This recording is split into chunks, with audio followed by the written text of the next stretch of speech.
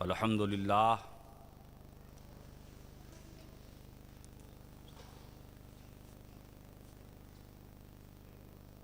الحمد للہ القادر القوی ذی الجلال والاکرام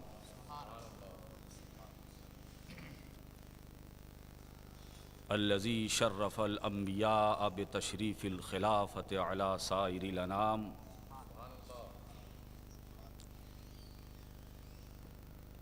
والصلاة والسلام علی اشرف المخلوقات سیدنا و مولانا محمد رسول اللہ علیہ الصلاة والسلام وعلی آلہ الکرام و اصحابہ العظام من یومنا الی یوم القیام اما بعد فاعوذ باللہ من الشیطان الرجیم بسم اللہ الرحمن الرحیم ومن يعظم شعائر اللہ فإنها من تقوى القلوب صدق اللہ العلی العظیم وصدق رسولہ النبی الامین الکریم ونحن علی ذلک لمن الشاہدین والشاکرین والحمد للہ رب العالمین بارک اللہ لنا ولکم فی القرآن العظیم ونفعنا ایاکم بالآیات والذکر الحکیم انہ تعالی جواد کریم ملک بالرؤوف الرحیم.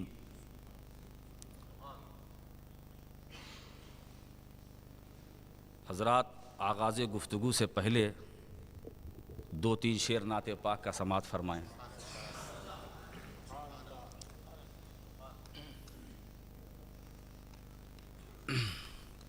مطلع سماعت فرمائیں. چھیڑتا ہوں میں بھی اب چھیڑتا ہوں میں بھی اب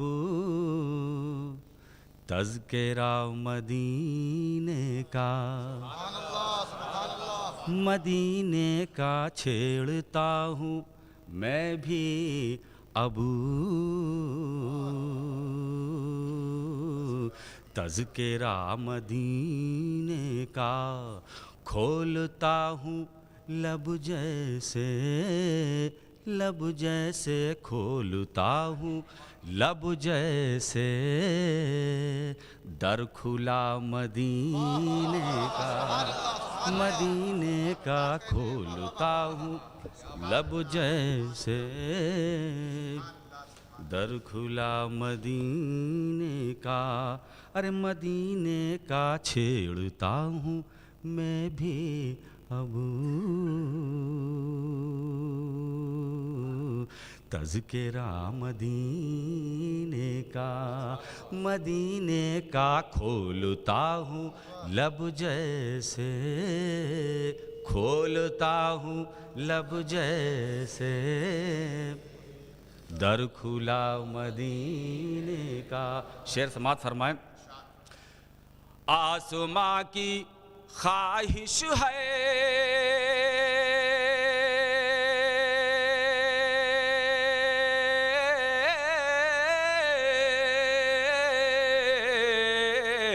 ارے میں زمین بن جاؤں. آسماں کی خواہش ہے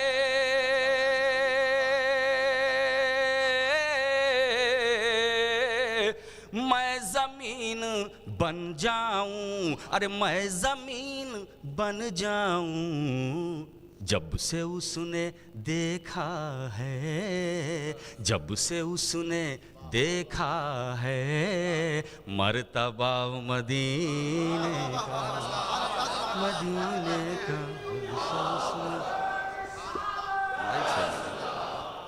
جب سے اس نے دیکھا ہے مرتبہ مدینے کا جب سے اس نے دیکھا ہے مرتبہ مدینے کا جب سے اس نے دیکھا ہے مرتبہ مدینے کا. پوچھتا ہے جب کوئی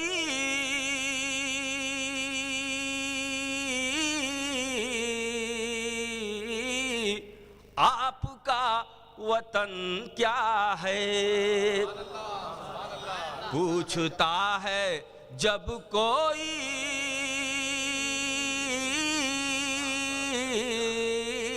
آپ کا وطن کیا ہے، آپ کا وطن کیا ہے، تو دل جواب دیتا ہے، دل جواب دیتا ہے، لکھ پتا مدینے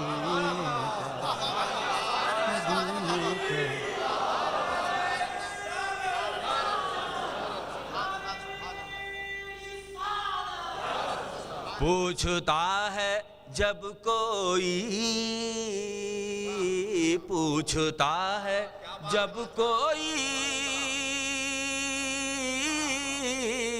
آپ کا وطن کیا ہے، آپ کا وطن کیا ہے، تو دل جواب دیتا ہے، لکھ پتا مدینے کا، مدینے کا دل جواب دیتا ہے،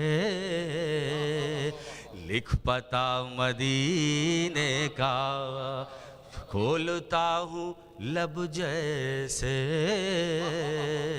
در کھلا مدینے کا، کھولتا ہوں لب جیسے۔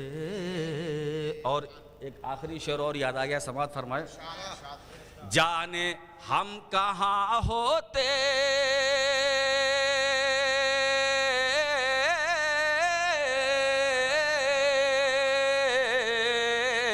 ارے جانے ہم کدھر جاتے،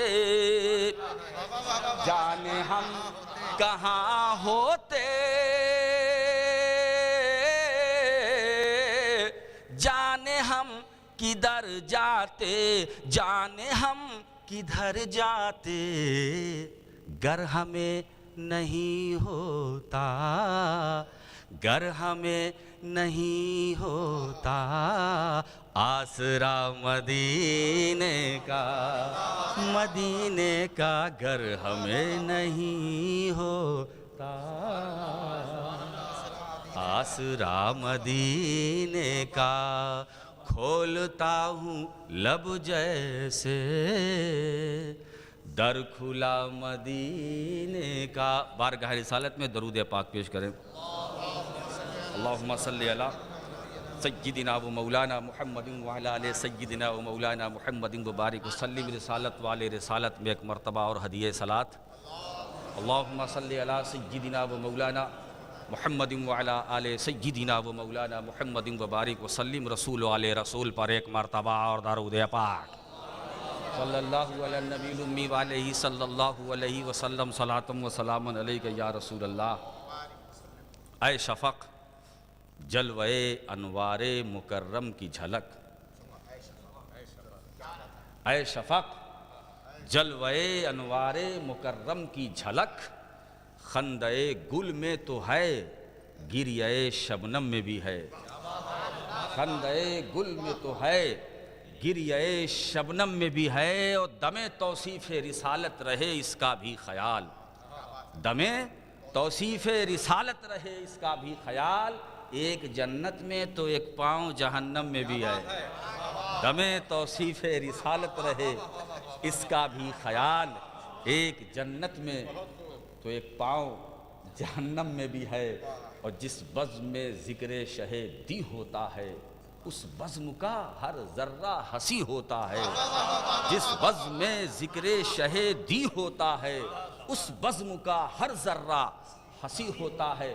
اور بڑا نازک مصرع ہے، ذرا ذہن پر زور لگائیے گا کہ جو دل بنے گھر یاد محمد کا شفق، جو دل بنے گھر یاد محمد کا شفق، اس گھر میں خدا خود ہی مکی ہوتا ہے،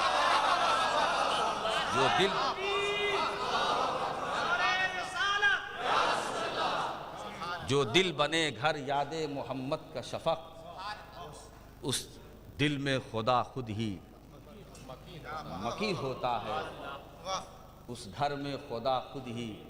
اور میرے کریم، چلتے چلتے ایک شعر سن لیجئے۔ میرے کریم گناہ چاہے بخش دے سارے، میرے کریم گناہ چاہے یہ تیری مرضی ہے، میرے کریم گناہ چاہے بخش دے سارے، نظر اٹھائی نہیں جاتی شرم کے مارے۔ میرے کریم گناہ چاہے بخش دے سارے، نظر اٹھائی نہیں جاتی شرم کے مارے۔ ایک بار اور جھوم کر درود پاک پڑھیں۔ اللہم صلی علی سیدنا و مولانا محمد وعلی آل سیدنا و مولانا محمد وبارک وسلم۔ بغیر کسی تمہید اس آیت کی طرف اور اس کے مفہوم کی طرف آپ کو لے جانا مناسب سمجھتا ہوں، جس کی تلاوت کا میں نے شرف حاصل کیا ہے، اور جس نے شاعر اللہ کی تعظیم کی، بلا شبہ یہ دلوں کا تقویٰ ہے۔ تو تعظیم شاعر اللہ یہ دل کا تقویٰ ہے۔ یہ شاعر اللہ کیا ہے؟ تو قرآن ہی سے پوچھ لیا جائے کہ شاعر اللہ کون ہے؟ تو سورہ بقرہ ہے، قرآن خود کہہ رہا ہے ان الصفا والمروہ من شعائر اللہ۔ صفا مروہ یہ شاعر اللہ ہیں۔ اور جب میں اس آیت کریمہ کی میں نے تفسیر، وہ بھی جلالین شریف درس نظامیہ کی مشہور تفسیر ہے، تو حضرت علامہ جلال الدین سیوطی اس آیت کی تفسیر میں شاعر اللہ کی جو وضاحت فرماتے ہیں، وہ فرماتے ہیں اے من اعلام دین ہی، شاعر اللہ کون؟ یعنی جو خدا کے دین کی نشانیاں ہیں، جو خدا کے دین کی نشانیاں ہیں۔ اور قرآن کیا کہہ رہا؟ جس نے شاعر اللہ کی تعظیم کی یہ دلوں کا تقویٰ ہے۔ تو مطلب یہ ہوا کہ جس نے خدا کے دین کی نشانیوں کی تعظیم کی، خدا کے دین کی نشانیوں کی تعظیم کی، اچھا، اور قرآن نے اسے بھی نشانیوں کو مجمل نہیں رکھا، نہ مبہم رکھا، بلکہ قرآن کہہ رہا ہے ان الصفا والمروہ، یہ خدا کے دین کی نشانی ہے۔ صفا مروہ دوستو، جنہیں حج کی دولت اور حج جیسی عظیم نعمت کا شرف حاصل ہوا ہے، اور جو وہاں مکے میں گئے ہیں، انہیں صفا مروہ کی حقیقت معلوم ہے۔ صفا مروہ جہاں حج کے بہت سارے ارکان ہیں، وہاں ایک رکن یہ بھی ہے، دوڑو، صفا مروہ کی سعی کرو، ایک رکن ہے، رکن۔ تو دیکھنے میں یہ صفا مروہ پہاڑ کے دو ٹیلے، مگر ہیں نکیلے، اور ان کے نکیلے پن کا عالم یہ ہے کہ اگر دوڑو نہ تو حج ہی نہ ہو۔ تو یہ خدا کے دین کی نشانی ہے، آج بھی نشانی ہے، آج بھی نشانی ہے۔ اب بتانا یہ ہے کہ قرآن نے جو صفا مروہ کے بارے میں یہ کہا کہ یہ دین کی نشانی ہے، تو یہ کیوں؟ میں صرف واقعے کی طرف اشارہ کروں، مجھے بہت کچھ کہنا ہے۔ تو دیکھو، حضرت اسماعیل کے لیے پانی کی تلاش میں حضرت ہاجرہ اس پہاڑی پہ دوڑی تھی۔ یہ دوڑنا خدا کو پسند آ گیا، تو کیونکہ محبوب کی ادا محبوب ہوتی ہے، تو خدا کو حضرت ہاجرہ کا یہ دوڑنا پسند آیا، اور جب ایسا پسند آیا کہ اس کو اپنے دین کی علامت قرار دے رہا ہے، اپنے دین کی پہچان بتلا رہا ہے، اپنے دین کی نشانی کہہ رہا ہے، صرف ایک ولیہ کا قدم صفا مروہ پر، صرف ایک ولیہ کا قدم، وہ بھی دوڑی۔ اور ایک بات اور ہے، دوڑنے والی حضرت ہاجرہ، مگر ان کے پیر کا کوئی نشان نہیں ہے، اس پہاڑی پر حضرت ہاجرہ کے قدم کا نشان نہیں ہے، نشان نہیں ہے، مگر دین کی نشانی ہے، نشان نہیں ہے جس کی بدولت صفا مروہ اسلام کی علامت بن کر چمک رہا ہے، جس قدم کی بدولت صفا مروہ دین کی عظیم نشانی بن کر ہے۔ میرے دوستو، اگر اس حاجرہ کے قدم پاک کا نشان ہوتا تو ہم آسانی سے سمجھ لیتے اس قدم کی وجہ سے، اس نشان کی بدولت نشانی ہے، مگر ایک واقعہ رونما ہوا یہ گزر گیا، مگر قرآن کہہ رہا ہے یہ نشانی ہے، یہ نشانی ہے، اور جس کی بدولت یہ پہچان ہے اس کے پیر کا کوئی نشان نہیں، مگر قرآن کہہ رہا ہے یہ نشانی ہے۔ تو اب بتاؤ، جس جگہ مصطفیٰ لیٹے ہیں وہ جگہ کتنی بڑی نشانی ہے، وہ کتنی عظیم۔ صلی اللہ علیہ نبی الامی والہ صلی اللہ علیہ وسلم۔ اور دوستو، یہاں ایک علمی بات آپ کے سامنے رکھوں کہ کتاب و سنت میں جتنے بھی احکامات یا واقعات ہیں مورد کے اعتبار سے تو خاص ہیں، مگر حکم اس کا عام ہے۔ یہی نہ سمجھنا کہ صفا مروہ ہی دین کی نشانی ہے، گنبد رسول بھی دین کی نشانی ہے، گنبد رسول بھی دین کی نشانی ہے، روضہ رسول بھی دین کی نشانی ہے، حجرہ فاطمہ بھی دین کی نشانی ہے، روضہ حسین دین کی نشانی ہے، نجف میں جاؤ تو علی کا روضہ دین کی نشانی ہے، کربلا میں جاؤ تو حسین کا دربار خدا کے دین کی نشانی ہے، غوث اعظم نشانی ہے، غریب نواز نشانی ہے، مخدوم اشرف نشانی ہے، اور جس کے نام پر اس مشن کو آباد کیا گیا ہے محدث اعظم بھی نشانی ہے، محدث اعظم بھی نشانی ہے۔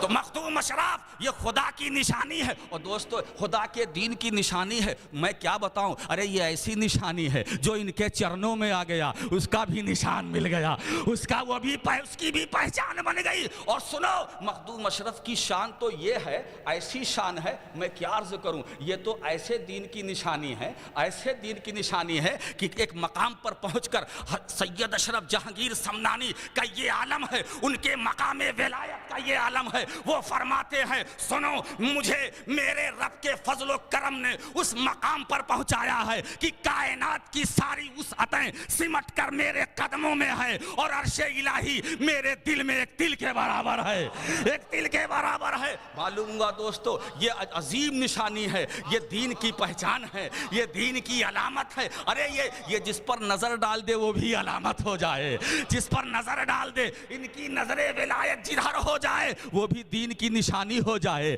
وہ بھی دین کی پہچان ہو جائے، وہ بھی دین۔ تو یہ شاعر اللہ ہیں، ان کی تعظیم کرو، یہ دلوں کا تقویٰ ہے۔ اب بات سمجھ میں آ گئی، غریب نواز کی تعظیم دل کا تقویٰ ہے، مخدوم اشرف کی تعظیم دل کا تقویٰ ہے، محبوب الہی کی تعظیم دل کا تقویٰ ہے، صدیق اکبر کی تعظیم دل کا تقویٰ ہے، فاروق اعظم کی تعظیم دل کا تقویٰ ہے، عثمان غنی کی تعظیم دلوں کا تقویٰ ہے، علی مرتضیٰ کی تعظیم دلوں کا تقویٰ ہے۔ اسی لیے میرے دوستو، اگر آپ اپنے دل کو متقی بنانا چاہتے ہیں تو ان کی تعظیم کرو، ان کی تعظیم کرو، ان کی تعظیم سے اگر بھاگو گے تمہیں بچانے والا کوئی نہیں، تمہیں بچانے والا کوئی نہیں۔ تو اگر تم اپنی حفاظت چاہتے ہو تو ان کا احترام کرو، ان کا احترام کرو، ان کی تعظیم کرو۔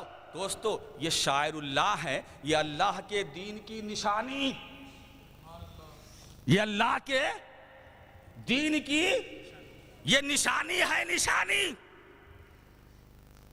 اور ان نشانیوں کے بارے میں نے کیا دیکھا کہ سرکار نے ایک ایک کے تعلق سے وضاحت بھی فرمائی،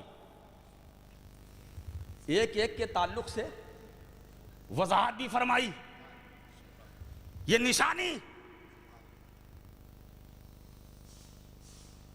یا علی انت سید العرب،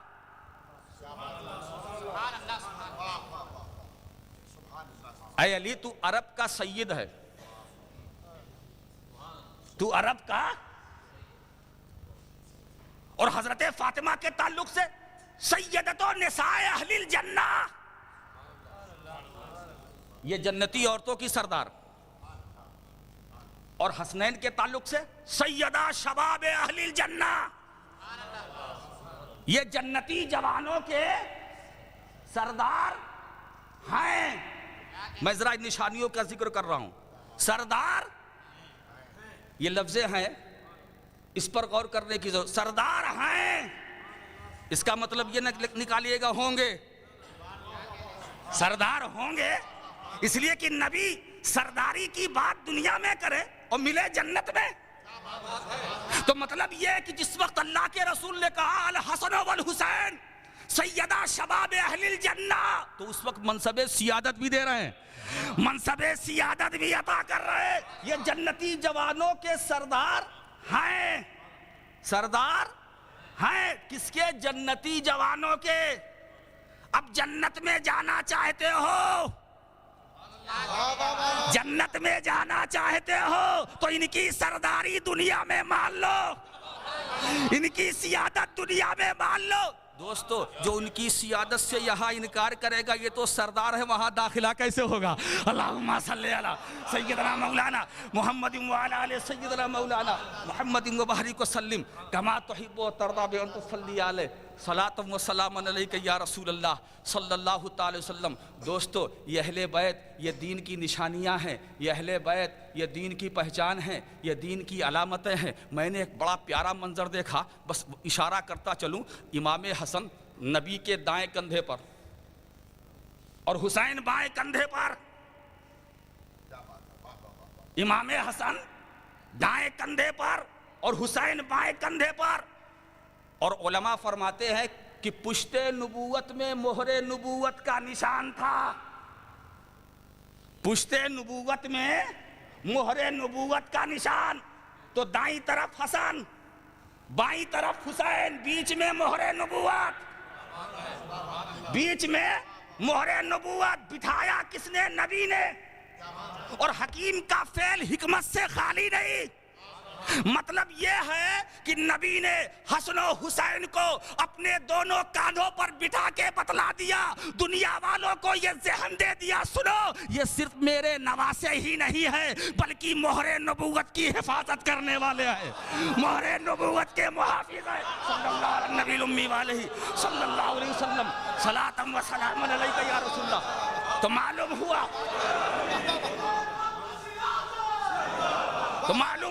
حسن اپنے وجود میں محافظ مہر نبوت کا نام ہے، محافظ مہر نبوت کا نام ہے. اور دوستو ایک تو یہ ایک بات بتلاؤں کہ داہنی طرف حسن بائیں طرف حسین، اچھا یہی تو ہے نا. اب بیچ میں سرکار کا چہرہ، بیچ میں سرکار کا چہرہ. اب ذرا دیکھو اگر داہنی طرف سے نبی کا دیدار کرنا چاہتے ہو تو پہلے حسن کا چہرہ، بائیں طرف سے دیدار کرنا چاہتے ہو تو پہلے حسین کا چہرہ. نبی نے یہ بھی بتا دیا اب اگر تم میرا دیدار کرنا چاہتے ہو تو دائیں سے کرنا ہو تو حسن کو دیکھ لینا، بائیں سے کرنا ہو حسین کو دیکھ لینا، بائیں سے حسین کو دیکھ لینا. اور تیسری بات دوستو اس بٹھانے میں تیسرا جو نقطہ ہے وہ یہ سمجھ میں آیا جب امام حسین کو نبی نے بائیں کندھے پر بٹھایا ہوگا تو بولو حسین کا قدم کہاں؟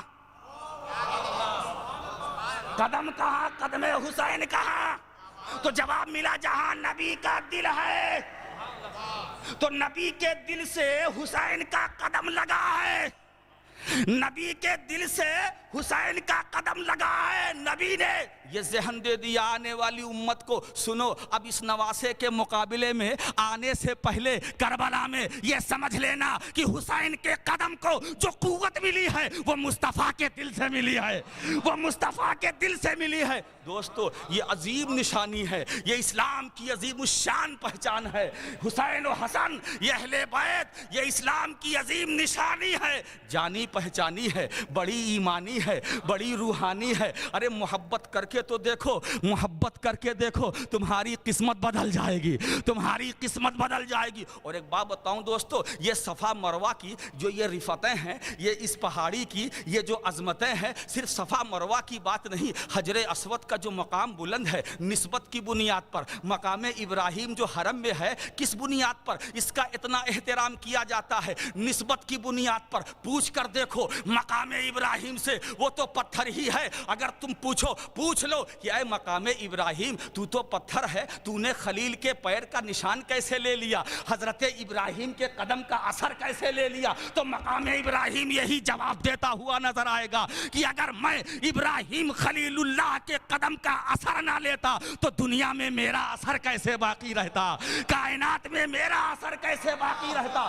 تو معلوم ہوا دوستو ایک پتھر کا اس دنیا میں, اس کائنات میں ایک پتھر بھی با اثر ہے نسبت کی بنیاد پر. ایک پتھر, ایک حجر نسبت کی بنیاد پر اس کا اثر ہے, اور ایسا اثر ہے جو جاتا ہے اس کی تعظیم کرتا ہے, جو جاتا ہے اس کا احترام کرتا ہے. صفا مروہ یہ دیکھنے میں پہاڑی ہے, جو ہی دیکھتا ہے تو اس کو تعظیم کی نظر سے دیکھتا ہے. حجر اسود کو جو بھی دیکھتا ہے احترام کی نظر سے دیکھتا ہے. مقام ابراہیم کو جو بھی دیکھتا ہے احترام کی نظر سے دیکھتا ہے. میرے دوستو کیا تمہارے بلیک برن میں پہاڑیوں کی کمی ہے؟ پہاڑیوں کی کمی ہے. اگر تم سے کوئی کہے کہ ذرا اس پہاڑی کی تعظیم کرو تو اس پر دوڑو, تو تم یہی کہو گے یہ پاگل ہو گیا ہے جو اس پہاڑی پر دوڑنے کی بات کر رہا ہے, جو اس پہاڑی کے احترام کی بات کر رہا ہے, جو اس پہاڑی کی تعظیم کی بات کر رہا ہے. معلوم ہوا کہ پہاڑ برابر نہیں ہے, پہاڑ برابر نہیں ہے. اب معاملہ پتھر کا آیا. ایک یہ بھی پتھر ہے جو آپ کے برطانیہ کا پتھر ہے, یو کے کا پتھر ہے, ایک یہاں کا پتھر ہے, اور ایک مکے کا پتھر ہے. مکے کے پتھر کی خصوصیت اور ہے, اور جو تمہارے برطانیہ میں ہے حجر اس کی تاثیر اور ہے. اگر یہاں کے پتھر کی تعظیم کی کوئی بات کرے دماغ خراب ہو گیا ہے جو اس پتھر کی تعظیم کی دعوت دے رہا ہے. مگر جب مکے پہنچتا ہے کوئی نہیں کہتا ہے, ہر انسان تعظیم کر رہا ہے, ہر آدمی احترام کی نظر سے دیکھ رہا ہے. معلوم ہوا حجر برابر نہیں ہے, پتھر برابر نہیں ہے, پہاڑ برابر نہیں ہے. یہاں کا پتھر اور ہے, مکے کا پتھر اور ہے. یہاں کی پہاڑیاں اور ہے, مکے کی پہاڑیاں اور ہے. تو دوستو جب ایک حجر دوسرے حجر کی طرح نہ ہو سکا, ایک حجر دوسرے حجر کی, اچھا معاملہ دوستو بشر کا بھی ایسا ہے. بشر ہم بھی ہیں, بشر میرا پیر بھی ہے, بشر مخدوم اشرف بھی ہے, بشر غریب نواز بھی ہے,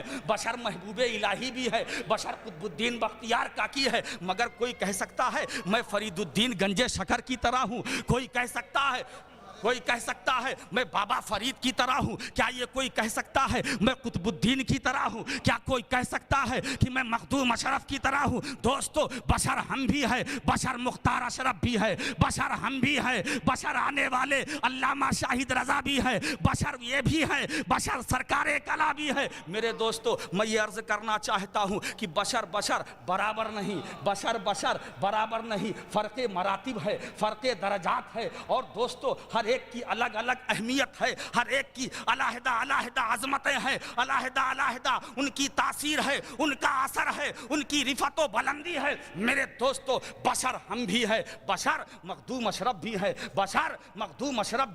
بشر نظام الدین اولیاء بھی ہے, بشر قطب الدین بختیار کاکی بھی ہے, بشر. اور میں ایک بشر کی بات سناؤ, بشر غریب نواز ہے. وہ کیا فرماتے ہیں جب ان کے پیر و مرشد نے اپنی انگلیوں کو سرکار غریب نواز کی آنکھوں پر رکھا, فرمایا حضرت خواجہ عثمان ہارونی نے فرمایا معین الدین تم بتاؤ, اپنی انگلیوں کو سرکار غریب نواز کی آنکھوں پر رکھا, انگلیوں کو حضرت خواجہ عثمان ہارونی نے آنکھوں پر رکھا, اور حضرت خواجہ عثمان ہارونی نے فرمایا بتاؤ معین الدین کیا دیکھ رہے ہو؟ تو غریب نواز نے عرض کیا حضور میں پہلا آسمان دیکھ رہا ہوں, میں دوسرا آسمان دیکھ رہا ہوں, میں تیسرا دیکھ رہا ہوں, میں چوتھا, پانچواں, چھٹا, ساتواں دیکھ رہا ہوں. حضرت خواجہ عثمان ہارونی فرماتے ہیں ارے معین الدین اور کیا دیکھ رہے ہو؟ کہا سرکار آپ کے کرم سے میں جلوہ لامکان بھی دیکھ رہا ہوں, میں جلوہ لامکان بھی دیکھ رہا ہوں. معلوم ہوا دوستو دیکھو نسبت کی بنیاد پر خواجہ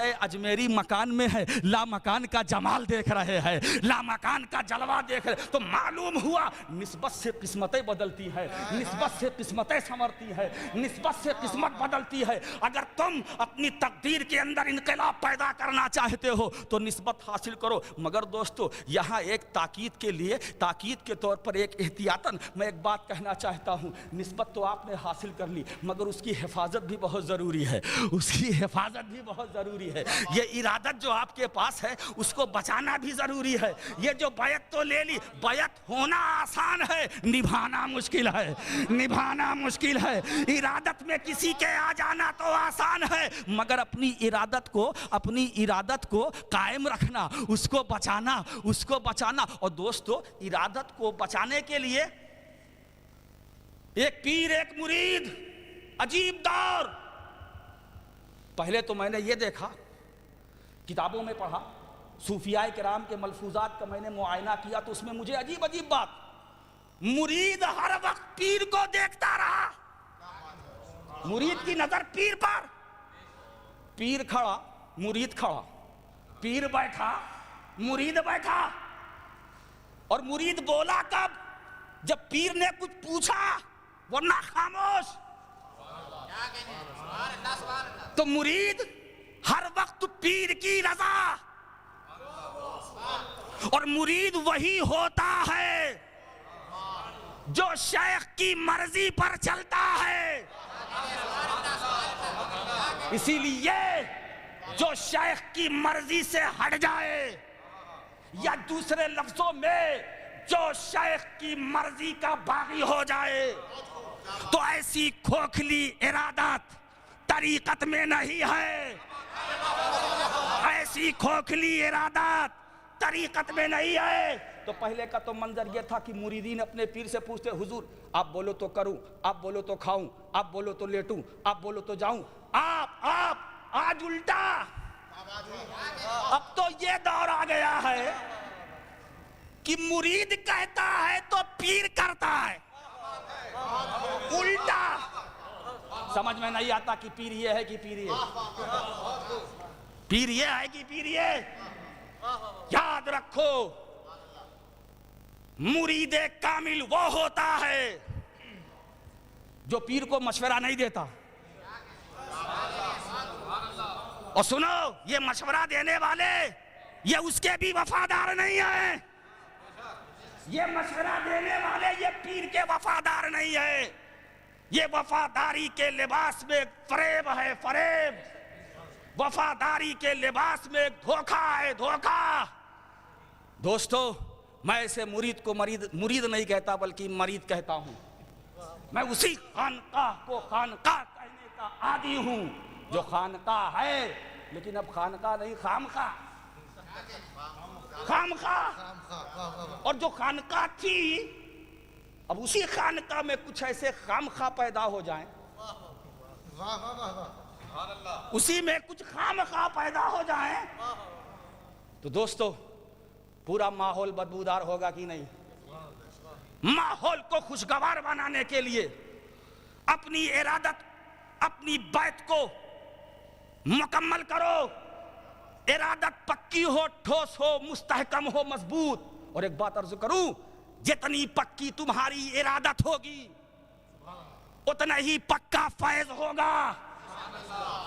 جتنی مضبوط ارادت ہوگی اتنا مضبوط تم پر فیض رہے گا. سنو، یہ بلیک برن میں رہتے ہو، یہ برطانیہ میں آپ رہتے ہو، مگر مخدوم اشرف کے فیضان سے تمہیں کوئی روک نہیں سکتا. تم دنیا کے کسی کونے میں رہو، مخدومی فیضان سے روکا نہیں جا سکتا.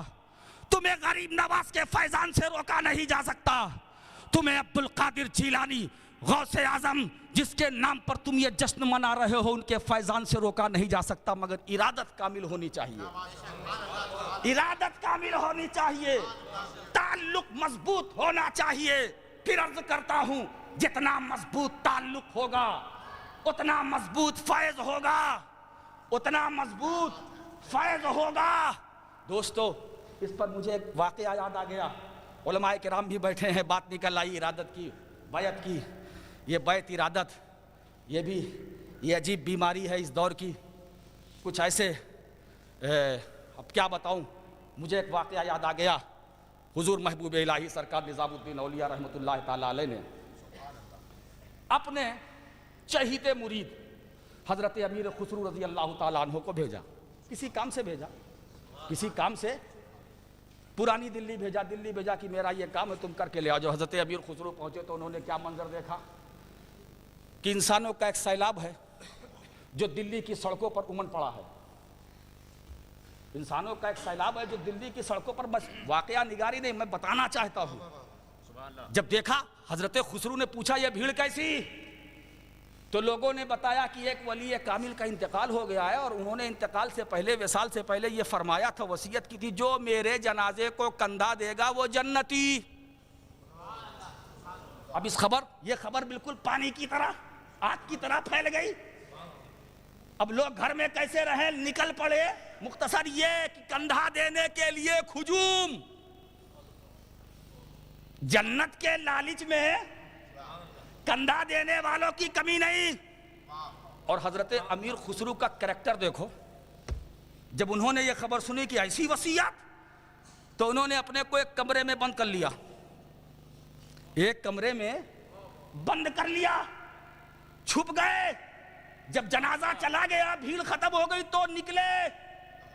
پھر پیر نے جس کام کے لیے انہیں کہا تھا وہ کام کیا۔ پھر نظام الدین اولیاء کی بارگاہ میں پہنچے، حضرت محبوب الہی فرمانے لگے ارے خسرو آنے میں بہت دیر کر دی۔ تو حضرت امیر خسرو فرماتے حضور کچھ واقعہ ہی ایسا تھا، آنے میں دیر جو ہوئی اس کی وجہ بھی کچھ ایسی تھی۔ کہا کیا ہوا؟ کہا ایک ولی کامل کا وصال ہوا، اور وصال سے پہلے انہوں نے یہ وصیت کی جو میرے جنازے کو کندھا دے گا وہ جنتی ہوگا۔ تو حضرت محبوب الہی فرمانے لگے کہ خسرو لگتا ہے کہ تم کندھا دینے چلے گئے تھے۔ کہا نہیں حضور میں نہیں گیا، بلکہ اس خبر کو سن کر تو میں نے اپنے کو بند کر لیا۔ کہا ارے خسرو یہ کیا کیا، جنت مفت میں مل رہی تھی، ارے چلا جانا چاہیے تھا، جنت مفت ہاتھ آ رہی تھی، تو تم نے اس میں ایسا کیوں کیا، جانا تھا۔ تو دوستو حضرت امیر خسرو نے یہ جواب دیا حضور ان کی ولایت مسلم، ان کی یہ کرامت سراخوں پر، ان کی عظمتیں سراخوں پر، ان کی بلندیاں سراخوں پر، یہ سب کچھ صحیح ہے، مگر حضور اگر میں کندھا دینے چلا جاتا تو دنیائی عشق و محبت میں میں مجرم ہو جاتا، دنیا مجھ پر تانا کرتی، دنیا مجھے تانا دیتی۔ لگتا ہے خسرو کو اپنے پیر پر بھروسہ نہیں تھا، اسی لیے کندھا دینے چلا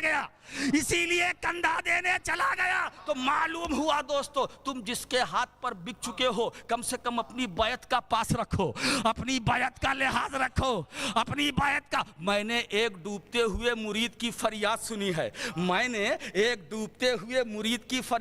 ہے، جب وہ دریا میں ڈوبنے لگا تو اس نے اپنے پیر کو پکارا، اور پیر کون؟ حضرت مخدوم بہاری، حضرت مخدوم الملک، حضرت شیخ شرف الدین یحییٰ منیری رضی اللہ تعالیٰ عنہ۔ ڈوب رہا تھا ان کا مرید، انہوں نے اپنے پیر کو پکارا تو کون حاضر ہوا، کون آیا؟ حضرت خضر آتے ہیں، حضرت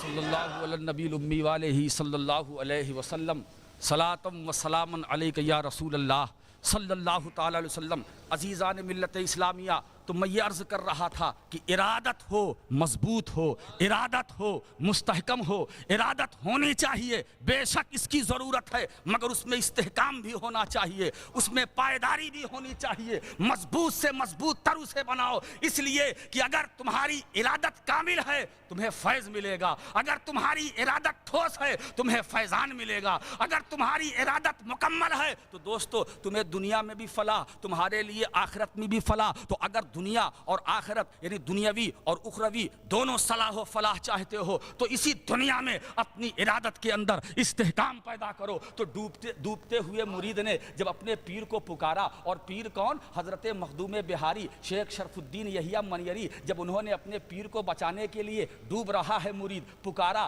آواز دی، فریاد کی، صدا لگائی، تو کون آتا ہے؟ حضرت خضر آتے ہیں، اسی دریا میں آتے ہیں، ہاتھ بڑھاتے ہیں کہ اے مرید تو میرا ہاتھ پکڑ لے، بولے میں تجھے باہر نکال دیتا ہوں, میں تجھے دریا کے کنارے لگا دیتا ہوں. اس نے کہا آپ ہیں کون؟ کہا میں خضر ہوں. کہا نہیں, یہ ہاتھ آپ کی طرف نہیں بڑھے گا, یہ ہاتھ آپ کی طرف نہیں بڑھے گا. ارے پھر پکارا, پھر حضرت خضر آئے, ہاتھ بڑھایا, میں تیری مشکل کو آسان کر دوں, تیری مشکل کو میں آسان بنا دوں. ہاتھ بڑھایا, حضرت خضر نے, مرید صادق نے انکار کر دیا. دیکھا اس کی ارادت کو, کتنی پائیدار ارادت تھی, کتنی مضبوط ارادت تھی. دوستو پھر تڑپ کر اسی ڈوبتے وقت پھر اسی مرید صادق نے جب اپنے شیخ کو پکارا تو کیا دیکھ رہا ہے؟ مخدوم الملک حاضر ہو رہے ہیں, شرف الدین یحییٰ منیری حاضر ہو رہے ہیں. ہاتھ پکڑا, اسے باہر نکالا. دوستو اس مرید کا امتحان پیر لے رہا تھا, اس مرید کا امتحان پیر لے رہا تھا. دیکھو میرا مرید پکا ہے کہ نہیں.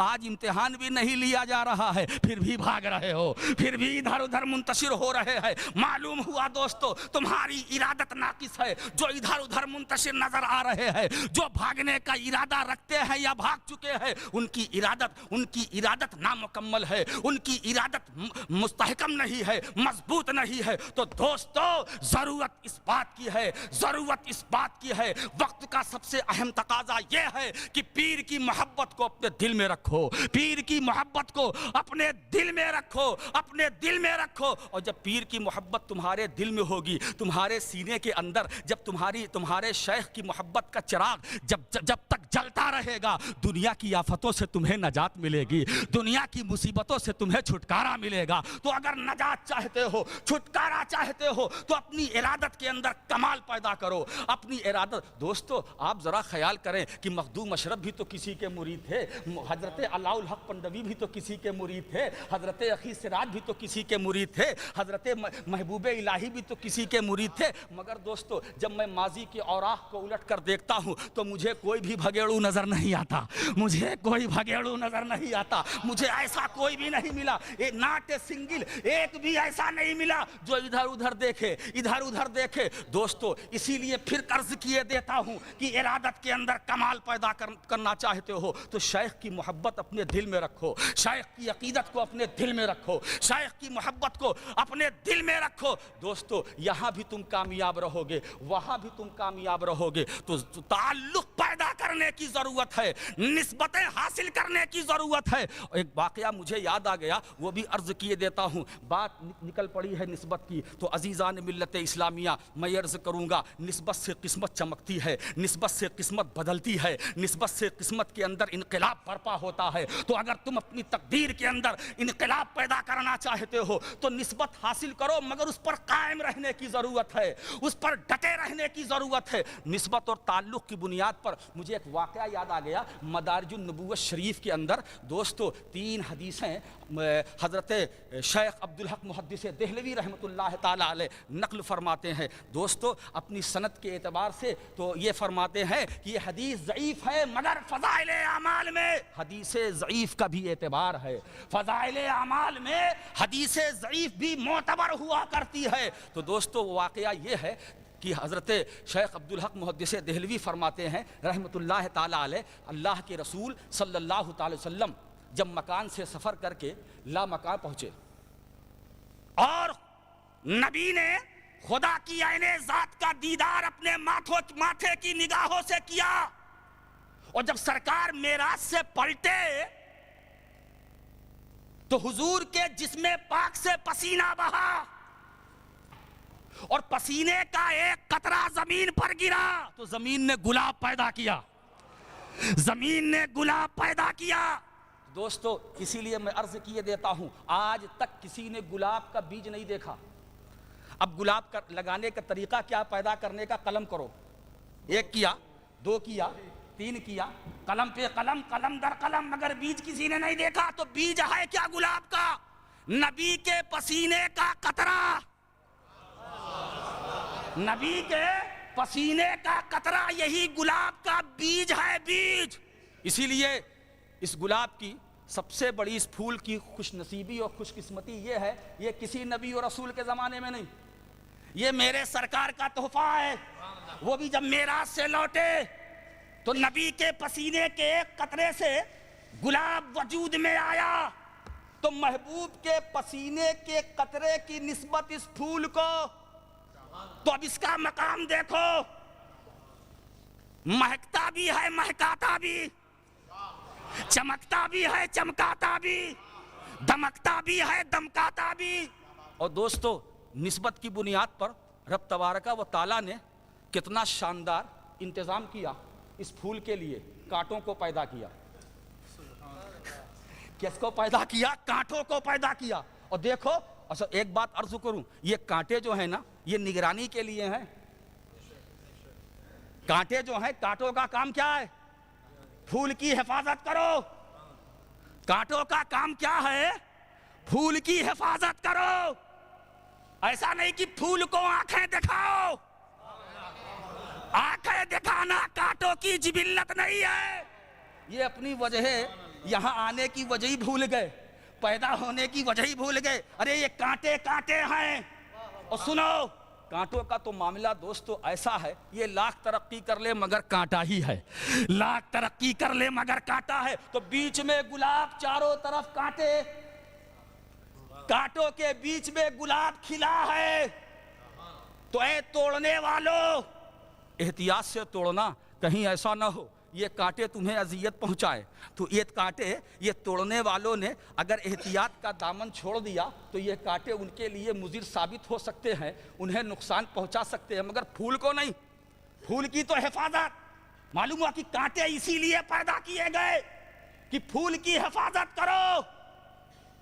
تو دوستو میں کیا منظر دیکھ رہا ہوں، یہ گلاب کا پھول ہی تو ہے، کچھ بھی صحیح پھول ہے، اور صرف اس میں نبی کے پسینے کی کے قطرے کی نسبت ہے، تب تو اس پھول کا یہ عالم ہے۔ بتاؤ اہل بیت کا مقام کیا ہوگا، اہل بیت کی عظمت کیا ہوگی، جس میں نبی کا نور ہے، جس میں علی کا خون ہے، جس میں فاطمہ کا دودھ ہے۔ اسی لیے اگر کوئی پوچھتا ہے کہ حسن اور حسین کی تعریف کیا ہے تو ایک ہی جملے میں عرض کر دو، نبی کا نور، علی کا خون، فاطمہ کا دودھ، یہ تینوں جمع ہو جائیں تو بنتے ہیں حسن حسین، بنتے ہیں حسن حسین۔ تو یہ سب دین کی نشانیاں ہیں، ان کا احترام کرو گے، یہ دلوں کا تقویٰ ہے۔ دل کو پرہیزگار بنانا چاہتے ہو، یہ اسلام کی علامتیں ہیں، یہ مقدس ترین نشانیاں ہیں، ان کا احترام کرو گے تم ترقی کرو گے، ان کی تعظیم کرو گے، تمہارا دل جو ہے یہ سمرتا رہے گا، تمہارا دل یہ بنتا رہے گا، تمہارا دل یہ متقی و پرہیزگار ہوتا رہے گا۔ تو ضرورت اس بات کی ہے تعلق پیدا کرو، ضرورت اس بات کی ہے کہ نسبتیں حاصل کرو تو اس پر قائم رہو، ضرورت اس بات کی ہے کہ ارادت حاصل کرو تو اس پر ڈٹے رہو، ضرورت اس بات کی ہے۔ دوستو اگر ایسا آپ نے کر لیا تو یہاں بھی کامیابی آپ کے ساتھ ہے، وہاں بھی آپ کی اور سنو دوستو اسی لیے میں کہتا ہوں کہ جس محدث اعظم کے نام پر یہ مشن یہاں یہ قائم کیا گیا ہے، یہ برطانیہ کی سب سے اہم ضرورت تھی جس پر ہمارے یہ برادران طریقت نے توجہ دی، اور حضور شیخ الاسلام والمسلمین کا یہ کرم، بلکہ کرم ہی نہیں، میں تو اب میں محترم حضور شیخ الاسلام والمسلمین کی ایک کرامت تصور کرتا ہوں کہ ایسے ماحول میں اتنا بڑا کام ہو گیا، ایسے ماحول میں اتنا عظیم کام ہو گیا۔ یہ شیخ الاسلام کی کرامت ہے، یہ شیخ الاسلام کی غیر معمولی توجہ کا یہ خوبصورت ثمرہ ہے، یہ خوبصورت نتیجہ ہے جو محدث اعظم مشن کی صورت میں آپ بلیک برن کے اندر دیکھ رہے ہیں۔ میرے دوستو محدث اعظم مشن یہ وقت کی اہم ترین ضرورت ہے۔ محدث اعظم مشن یہ اہل سنت والجماعت کے لیے یہ ایک عظیم الشان فرمان ہے۔ محدث اعظم مشن اس کی ضرورت، اسی لیے حضور شیخ الاسلام والمسلمین نے صرف برطانیہ ہی میں نہیں، ارے یہاں تو بہت بعد میں یہ قائم ہوا ہے، ہندوستان کے مختلف حصوں میں آپ جائیے، محدث اعظم مشن یہ ایک تحریک بن کر چل رہی ہے، یہ ایک تحریک بن کر کے چمک رہی ہے، دمک رہی ہے۔ تو دوستو ایسے ماحول میں، خطرناک ماحول میں، بلیک برن کی سرزمین پر جو ہمارے بھائیوں نے، ہمارے جو اشرفی برادران ہیں، انہوں نے سر جوڑ کر کے کاندھے سے کاندھا ملا کر جو اتنا بڑا کارنامہ انجام دیا ہے، میں انہیں مبارکباد دیتا ہوں۔ مولا تعالیٰ ان کی اس محنت کو قبول فرمائے، مولا تعالیٰ انہیں اور اس کا صلہ عطا فرمائے، اجر عظیم عطا فرمائے۔ محدث اعظم یہ ہماری ہی ضرورت نہیں ہے، تمہاری ہی ضرورت صرف نہیں ہے، بلکہ پوری اہل سنت والجماعت کی اہم ترین ضرورت ہے۔ اب ضرورت اس بات کی ہے، مشن تو قائم ہو گیا ہے، مگر ٹینشن نہ پیدا کرنا، مشن کو چلاتے رہنا، اس کو آگے بڑھاتے رہنا۔ ضرورت اس بات کی ہے کہ اس کو تم نے قائم کیا ہے، اپنے دل کی گہرائیوں سے اسے قائم کیا ہے، اس کو بڑی محنتوں سے تم نے حاصل کیا ہے۔ دوستو، کچھ تو ایسے سر پھرے تھے جنہیں یقین نہیں تھا، یقین تو بہت دور کی بات، امید بھی نہیں تھی یہ اتنا بڑا کام ہو جائے گا، مگر میرے دوستو یاد رکھو، جہاں پر مخدوم اشرف کا کرم ہو، جہاں پر محدث اعظم کی روحانیت ہو، میں نے اسی لیے کہا تھا، یہ ہمارے اسماعیل بھائی تھے، انہوں نے کہا حضور کچھ ضرورت اس میں اور بھی پیسوں کی ہے، پاؤنڈز کی ضرورت ہے، میں نے کہا گھبرانے کی بات نہیں ہے، محدث اعظم کی روحانیت سب اکٹھا کر لے گی، سب جمع کر لے گی۔ میرے دوستو یاد رکھو، اور ایک بات عرض کر دیتا ہوں، جہاں ان کا جانشین موجود ہو، یہ کیسے مان لوں کہ خود موجود نہیں ہے؟ وہ موجود نہیں ہے، معلوم ہوا جہاں ان کا جانشین شیخ الاسلام کی تو معلوم ہوا آج کے اس ذمہ دار اسٹیج پر صرف جانشین ہی نہیں بلکہ جانشین کی شکل میں خود سراپا محدث اعظم جلواگر ہے، محدث اعظم کی جلواگری ہے۔ میرے دوستو پھر میں مبارکباد دیتا ہوں آپ سبوں کو کہ آپ نے جس حوصلے اور ولولے کے ساتھ اس کام کو انجام دیا ہے، اس پر جمے رہیں، قائم رہیں۔ ہماری بھی دعا ہے، حضور شیخ الاسلام کی تو دعائیں ہیں، مولا تعالیٰ آپ کے اس عظیم کام کو وہ قبول فرمائے، آمین یا رب العالمین۔ وآخر دعوانا ان الحمدللہ رب العالمین۔